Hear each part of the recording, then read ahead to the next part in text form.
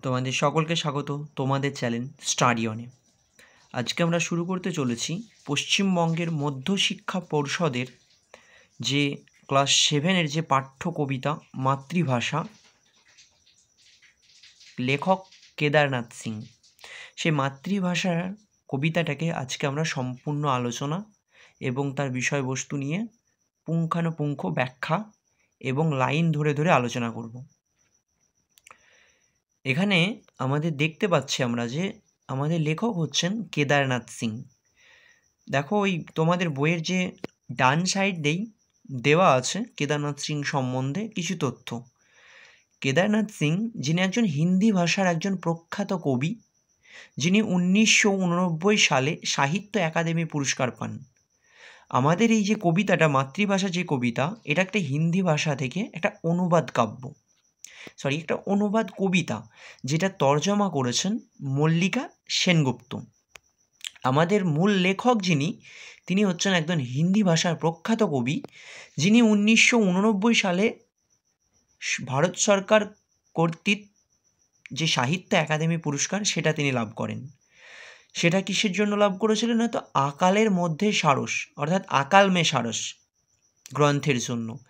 তিনি প্রথমে গোরখপুর বিশ্ববিদ্যালয়ের ছাত্র, পরে তিনি জওহরলাল নেহেরু বিশ্ববিদ্যালয়ে অধ্যাপক হন, অর্থাৎ তিনি জওহরলাল নেহেরু বিশ্ববিদ্যালয়ে তিনি প্রফেসর হিসাবে যোগদান করেন।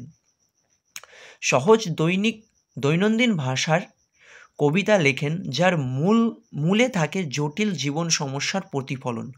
অর্থাৎ তিনি যে কবিতাগুলো লেখেন সেগুলো আমাদের জীবনে চলার পথে যে জটিলতা, সেই জটিলতা থেকে আমরা কিভাবে মুক্তি পাব, এই সম্বন্ধীয় বিষয় নিয়েও তিনি কবিতা লিখেছেন অনেক।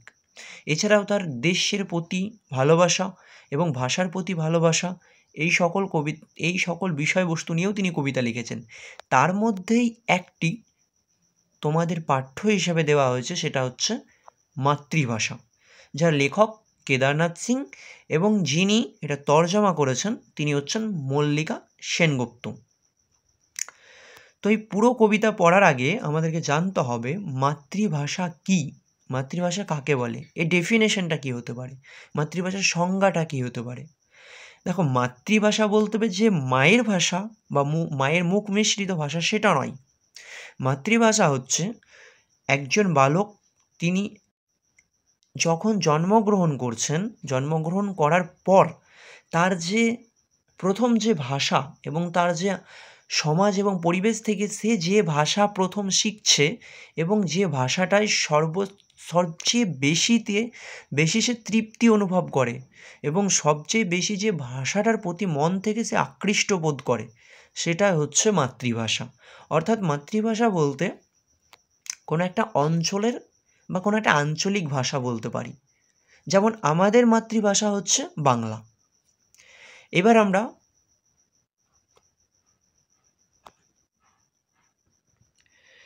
আমরা কবিতার লাইন ধরে ধরে প্রত্যেকটা আলোচনা করব। দেখো, প্রথম লাইনে বলা হয়েছে যে পিঁপড়ে যেভাবে ফেরে নিজের গর্তে। অর্থাৎ পিঁপড়ে হচ্ছে আমাদের পৃথিবীর সবচাইতে একজন শক্তিশালী এবং কর্মঠ একটা কীট, যেটা খুব পরিশ্রমী, যে খুব পরিশ্রম করতে পারে, সে প্রায় কাজ করেই চলে এবং খুব অল্প সময়ের জন্য সে বিশ্রাম গ্রহণ করে বা বিশ্রাম নেন। সেই পিঁপড়ে যখন তার কাজকর্ম পরিচালনা করছে বা তার কাজকর্ম করছে, সেই কাজকর্ম সম্পূর্ণ করার পর সে ঠিকই একসময় তার গর্তে ফিরে যান। কাঠঠোকরা পাখি কাঠে ফেরে, এবং আমরা কাঠঠোকরা পাখি আমরা প্রায় সকলেই চিনি কাঠঠোকরা পাখিকে, যে পাখি কী করে, গাছের কোনো কাণ্ড বা গাছের ডালে সেটাকে ঠুকরিয়ে সেখানে একটা গর্ত করে এবং সেই গর্তের মধ্যে সে তার বসবাসযোগ্য বা বাসস্থান হিসেবে তৈরি করে সেই জায়গাটা। এবং সেই কাঠঠোকরা পাখি সারাদিন ঘুরে ফেরে, তারপরে সে ঠিক তার গর্তে বা সেই কাঠঠোকরা পাখি যে গর্তটা করেছে সেই গাছে সে ফেরে এবং তার নির্দিষ্ট গর্তেই সে প্রবেশ করে। বায়ুযান একে একে ফিরে আসে লাল আকাশে ডানা মেলে বিমানবন্দরে। বায়ুযান বলতে এখানে এরোপ্লেন বা জাহাজকে বোঝানো হয়েছে। আমরা সবাই জানি যে বায়ুযান বা এরোপ্লেন সারাদিন সে পরিশ্রম করছে, অর্থাৎ সারাদিন সে চলছে। তারপরে ঠিক যখন গোধূলি বা যখন সন্ধ্যা হয়, সেই সন্ধ্যার সম্মুখীন বা সন্ধ্যার সময় সে ঠিকই তার বাসায় ফিরে আসে। এবার তার বাসা বলতে তার কি নির্দিষ্ট বাসস্থান? না, বাসস্থান নয় এখানে। এখানে বাসা বলতে বোঝানো হয়েছে বিমানবন্দর। এবার বিমানবন্দর কি? বিমানবন্দর হচ্ছে যেখানে যেখানে জাহাজ বা এরোপ্লেন স্ট্যান্ড করে বা যেখানে থাকে, সেটা হচ্ছে বিমানবন্দর। যেমন জলবন্দর বা বন্দর বলতে আমরা কি বুঝি? যেমন বিমানবন্দর একটা হয়, তারপরে হচ্ছে কি জলবন্দর হয় যেখানে আমরা নৌকো বা অন্যান্য বড় বড় স্টিমার যেগুলো যাতায়াত করে বা যেখান থেকে ছাড়া হয়।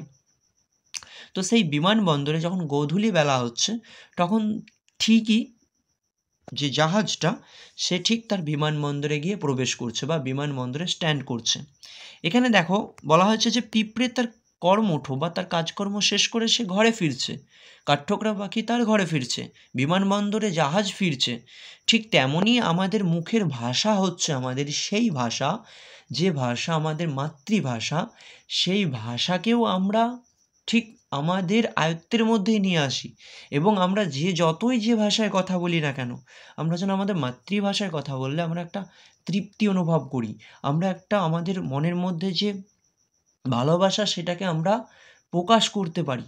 এবং আমাদের যে মাতৃভাষা, সেই মাতৃভাষাটাই হচ্ছে আমাদের তৃপ্তিদায়ক একটা ভাষা। মানে আমরা সেই ভাষাতেই যে ভাষাতেই কথা বলি না কেন, এই কাঠঠোকরা পাখি, এই পিঁপড়ে, এই বিমানবন্দর, এদের মতোই আমরা ঠিক আমাদের মাতৃভাষাতেই আবার আমরা ফিরে আসি। তারপর নেক্সট লাইন কি বলছে? যে ও আমার ভাষা আমি তোমার ভিতরে ফিরি। অর্থাৎ ও আমার ভাষা, ও আমার প্রাণপ্রিয় ভাষা, ও আমার মাতৃভাষা, আমি তোমার কাছেই ফিরি।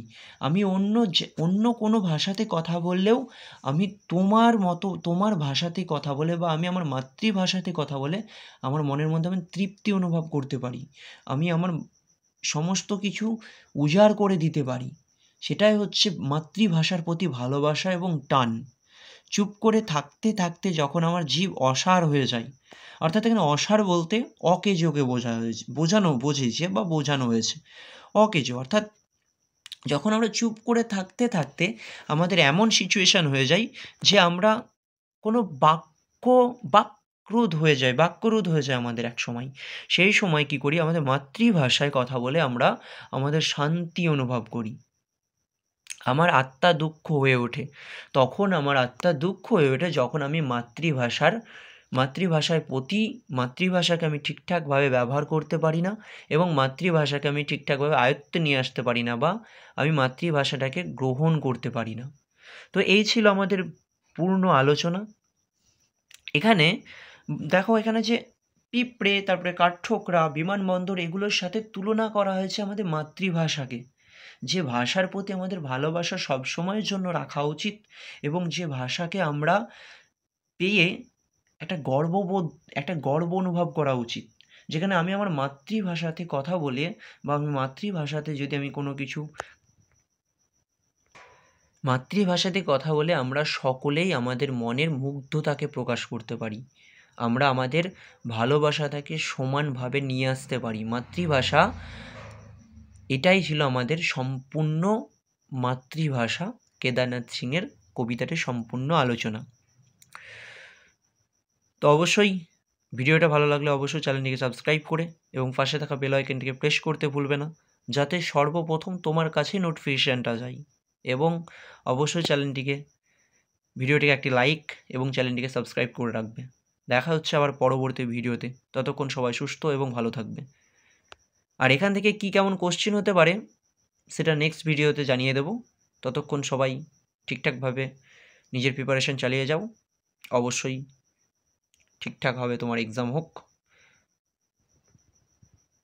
নমস্কার। এই পর্যন্ত আজকে ভিডিওটা।